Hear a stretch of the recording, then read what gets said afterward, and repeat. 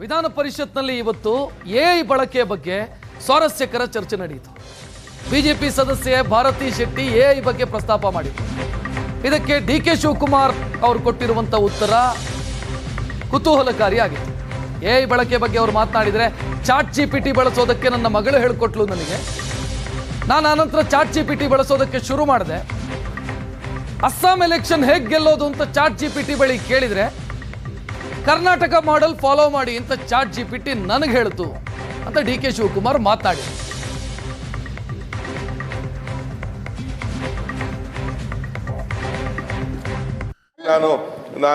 ನಾನು ಇದಕ್ಕೆ ಯಾವುದೋ ಎಲೆಕ್ಷನ್ ವಿಚಾರಕ್ಕೆ ಹೋಗಿದ್ದೆ. ನಾನು ಅಸ್ಸಾಂಗೆ out to win Assam election ಅಂತ ಆಗ್ತೆ, ಅವ್ರದ್ದೇ ಆದಂತ ಒಂದು ರಿಪೋರ್ಟ್ ಬಂತು. ಅದ್ರ ಮೇಲೆ ನಾವು ಎಲೆಕ್ಷನ್ ಮಾಡಕ್ಕಾಗ್ತದ? ಇಲ್ಲ ಸಭಾಪತಿಗಳ ಒಂದೇ ನಿಮಿಷ ಸಭಾ ಆರ್ತಿ ಉಪಮುಖ್ಯಮಂತ್ರಿ ಬಿಡಿ.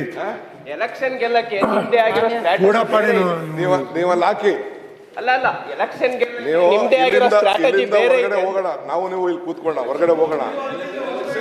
We both will sit here. ಇಲ್ಲೇ ಬನ್ನಿ, ಫೋನ್ ಇಲ್ಲೇ ಉಪಯೋಗಿಸಂಗಿಲ್ಲ.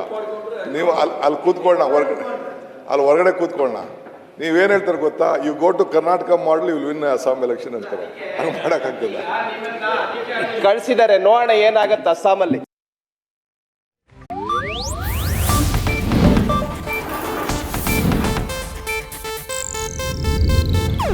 ಇದು ಏಷ್ಯಾನೆಟ್ ನ್ಯೂಸ್ ನೆಟ್ವರ್ಕ್ ಪ್ರಸ್ತುತಿ.